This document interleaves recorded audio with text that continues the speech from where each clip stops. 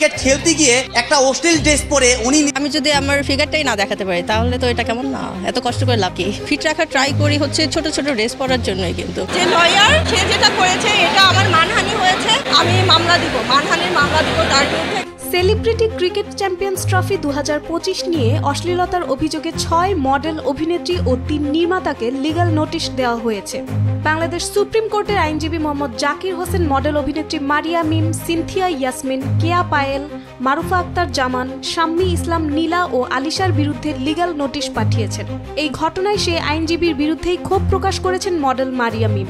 তার দাবি, জাকির হোসেন ভাইরাল হতেই তার বিরুদ্ধে এমন পদক্ষেপ নিয়েছেন। এ বিষয়ে মারিয়া মিম বলেন, প্র্যাকটিসে আমি কি পরে যাব সেটা তো আমার চয়েস।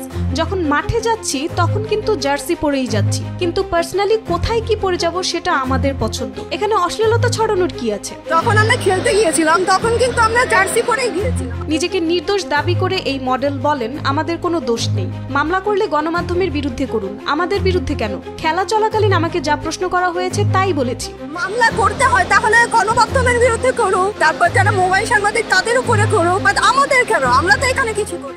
লিগ্যাল নোটিশ পাঠানো আইনজীবীর বিরুদ্ধে পদক্ষেপ নেবেন জানিয়ে মারিয়া মিম বলেন, সেই আইনজীবী যা করেছে এতে আমার মানহানি হয়েছে, তাই তার বিরুদ্ধে মানহানির মামলা দেব। যে লয়ার সে যেটা করেছে এটা আমার মানহানি হয়েছে, আমি মামলা দিব। বিশেষ করে তার কর্মকাণ্ডের পর পুরনো ক্লিপগুলো নতুন করে ভাইরাল হয়েছে, এতে করে আমার মানহানি হয়েছে।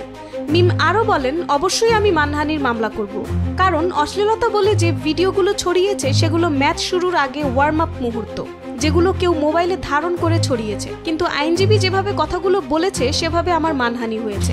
তাদেরকে আইনি নোটিশ পাঠিয়েছেন উল্লেখ করে তিনি বলেন, সেই ভাইরাল হওয়ার জন্যই আসছে, কারণ খেলা শেষে সে এই বিষয়গুলো সামনে নিয়ে আসছে। আমার মনে হয় তার আসলে কাজ নেই, সে কারণেই এমনটা করেছে।